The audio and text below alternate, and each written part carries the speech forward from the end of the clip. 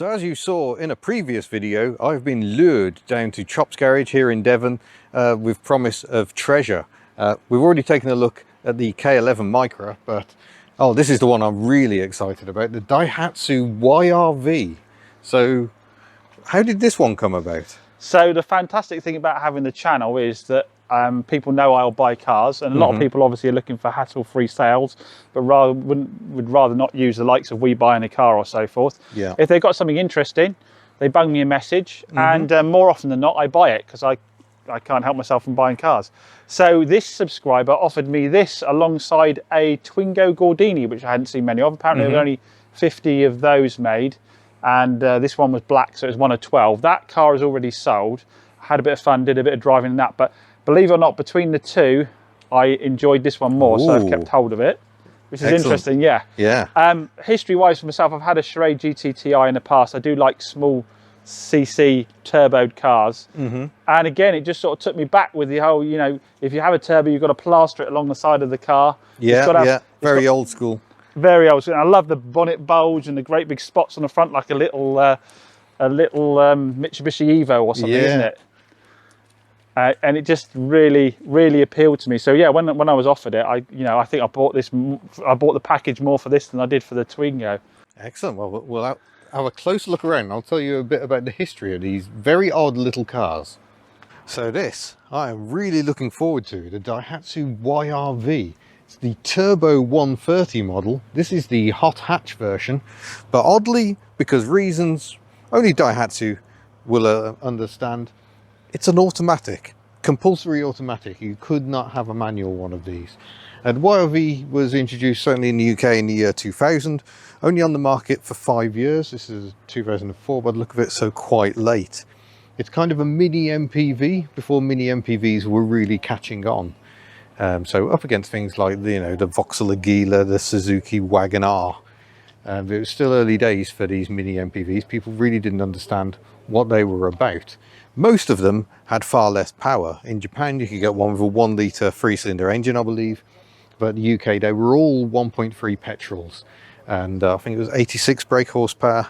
I think there was a slightly detuned one as well. But this was the fire-breathing 130. Very odd styling with the doors that swoop up. And then the back ones do the same as well and sort of echo the line. Big triangular rear lights. Very much of the time with all the shiny going on. Really smart looking thing, I think, but certainly when they came out, people were a bit curious. They didn't really understand what it was about, and they certainly didn't seem much interested in a hot hatch version. So sadly, one of those cars that heralded the demise of Daihatsu in the UK. Stepping aboard, seas of black plastic, but oh, this is quite funky actually. Look at that funky clock. We've got lots of colours over here as well.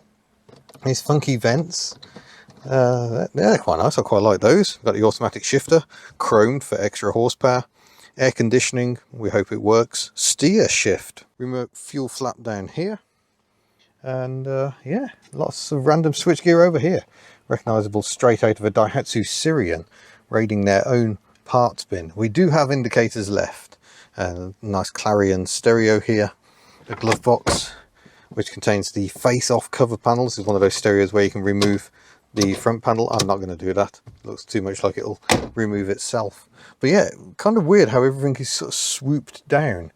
And you've got a very upright driving position. We've got a glass panel here.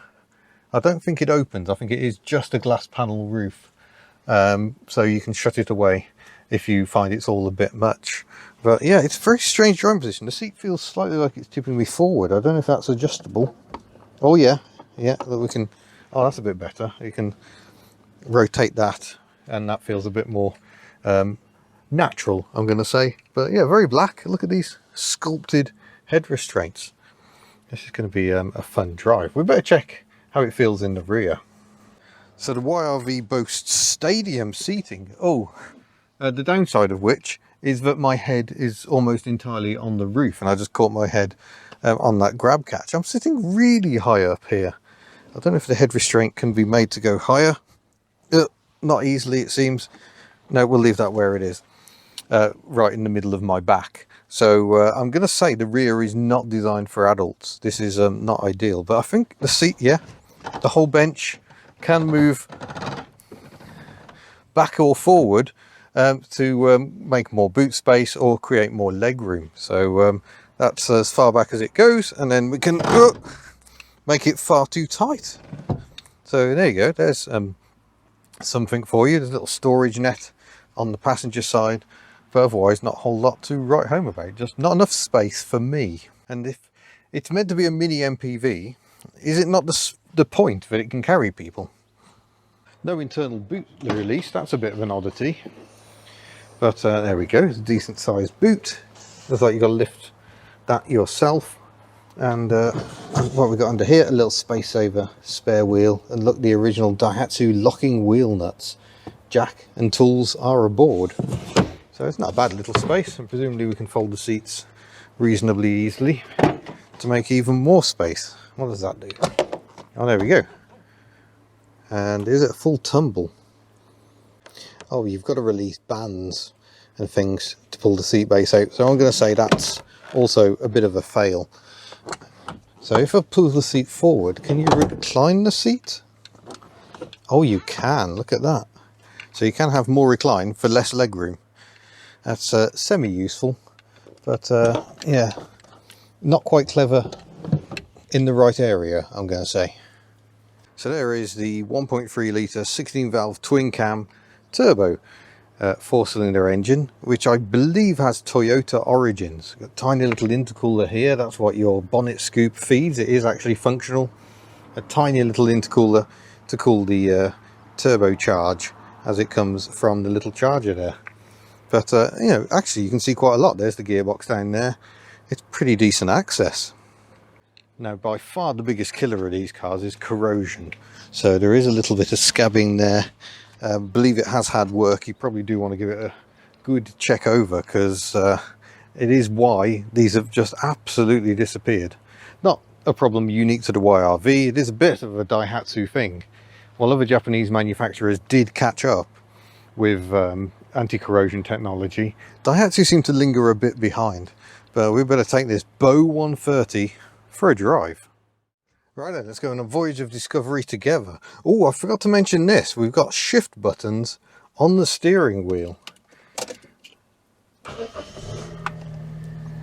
And there were other versions of the YRV available as well. There was a 4-track, confusingly, because Daihatsu used to make a 4-track model that had 4-wheel drive. I don't think these have got 4-wheel drive. I think these are 2. I'm going to see if the aircon's working. Tiny little heater control down there. Oh, sounds like it. Yeah, that's a good sound. So I'll turn that fan down a bit. We'll put that on feet and face. I'm going to pop it into drive. Got a display ahead of me there. There's nothing down there to actually show me what's going on.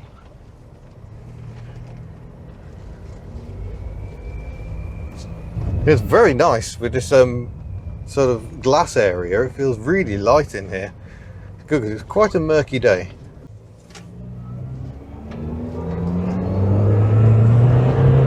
Oh, there's a turbo boost. Oh yeah, that kicks in quite early and hard. This feels odd to have that allied to an automatic. Let's press the down button. No, do I have to put it in a different mode for that? I don't really know. Oh yeah, it's, I mean, we are going downhill, but by heck, it does gather pace merrily. It does torque steer as well. Wait for it, wait for it, wait for it. There we go. Gear change and turbo lag.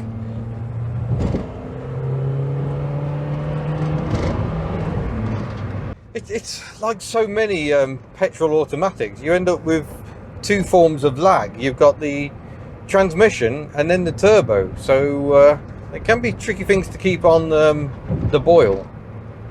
The ride is quite firm and a bit jittery. And there's a few trim rattles as well, which is most unlike Japanese stuff. Oh, laggy, laggy, laggy. Go, go, go. Yeah. Why on earth did they insist on automatic? You couldn't even specify a manual. It wasn't an option. If you wanted the 130 turbo, it had to be the automatic. Oh, steer shift. That'll be that, won't it? There we go.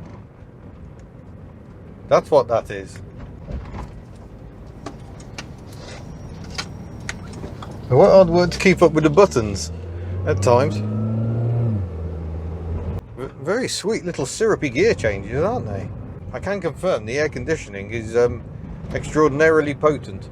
It does kick in automatically, so it's put me back in first gear without me having to. And we're going to get to do a windscreen wiper test. Oh, very blue. No automated wipe rather.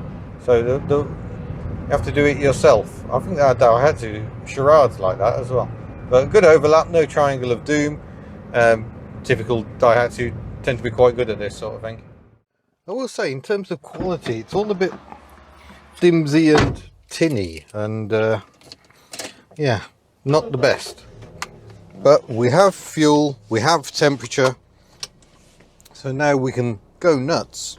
Yeah, flappy paddles don't move, so you always know where they are. The steering wheel buttons, not quite so good. I'm going to let that truck get away from us so we don't catch it up too quickly, and then wait for it, lag.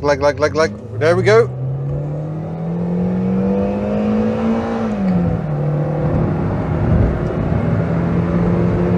Oh, that's 60. Oh, that's yeah, sorry, we went a little beyond 60 there. That is rapid. Quite why you need a rapid mini MPV that can't actually carry people, I have absolutely no idea. This is the perfect bit of insight into just how lunatic they can be at Daihatsu, I think. I think manual mode stops the torque converter lockup. But that's not a very convenient place for that button, I must admit. Because if you want to change it up, surely you want to do it quite quickly. It's interesting, you actually get shift lights appear to tell you when to change gear, so that's quite interesting. Oh, that's it, just pull straight out in front of me, that's fine. And then go really slowly, that's marvellous, thank you. Now, the YRV was actually replaced by the second generation Syrian. The first generation was again a bit of an oddball. Whereas the second generation was like a bigger charade, effectively. Oh god, that's really bad. That is uncomfortable. Steering is numb and also slightly over direct. It feels a bit twitchy, but also disconnected. So a driver's car, this really isn't. But that doesn't mean it's not fun. It just means if you want a hot hatch, maybe this isn't the place to look. I love you can hear the turbo whistling away though. Oh, yeah, that is overly firm and thoroughly unpleasant. Yes, this is a very very confused car. It just doesn't really seem to know what it wants to be. Oh, Daihatsu Materia, nice, didn't wave. Rare Daihatsu people, we've got to stick together. I'd love to know how many of these are actually sold, because it cannot be many. Well, weather conditions have suddenly deteriorated, which is great when you're driving an overly powerful front wheel drive car. We'll describe that as less than ideal.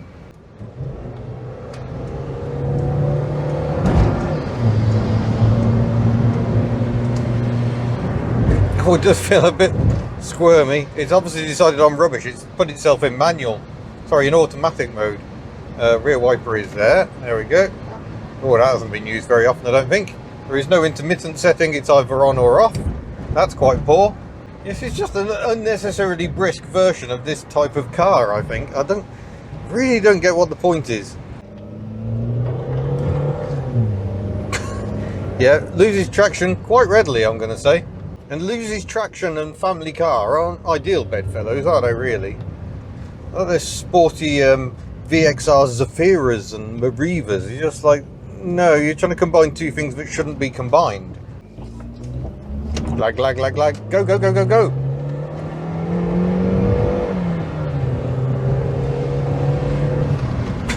Yeah, it turbochargers in road cars again. I'm just reminded that they're not ideal because they are laggy.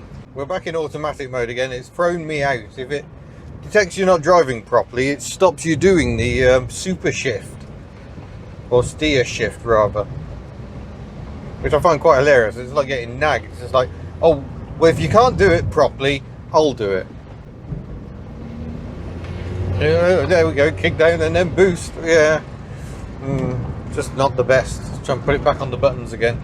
Wait for it.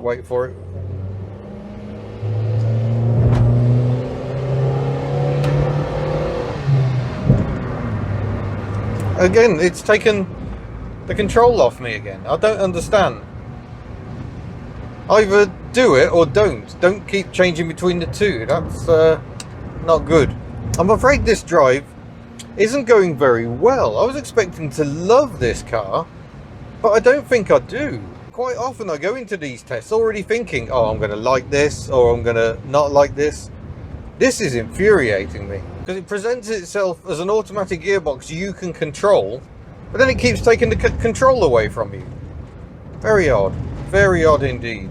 This is where the automated mode works well on roads like this, where you can just hold it in a higher gear, whereas normally in automatic mode it would change down, or change up rather, and then you lose the revs, you lose the boost.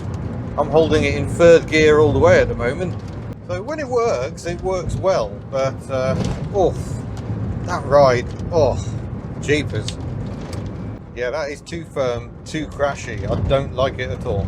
No, this is not good. In full automatic mode, which it keeps reverting into for no apparent reason, it's hopeless. It's really clunky and has a horrible habit of being in entirely the wrong gear. I had to go around a broken down van, and I was in manual second, ready to sort of power around it. It changed into fourth and then wouldn't kick down. I think Daihatsu thought they were on to a good thing with these cars and then sold none of them, and I think yeah, we can kind of see why they're so rare. I'm not saying the YRV is a bad car, but I am saying that this is a terrible idea, mounting a really punchy, really quite nice turbocharged engine to such a dim-witted gearbox that allegedly has a manual mode but it won't stay in. So while my initial thoughts were this was better than a Smart, no, that's really irritating. I'm thoroughly disappointed. So, is the Daihatsu YRV the one that is going to tempt me to part with my Berlingo? No, several reasons. One, the suspension in the Berlingo is far superior. And two, that gearbox just ruins what could otherwise be such a fun car. It's ridiculous that it exists, frankly. I'm kind of glad it does, but not enough to actually want to own one. I'm actually disappointed. Happens rarely on a Hubnut test, but there we go. The Daihatsu YRV, not the car for me. Anyway, there we go. Thank you very much for watching. Thank you so much to Chop's Garage for letting me come and play with his cars. And I shall see you in a future video. Farewell.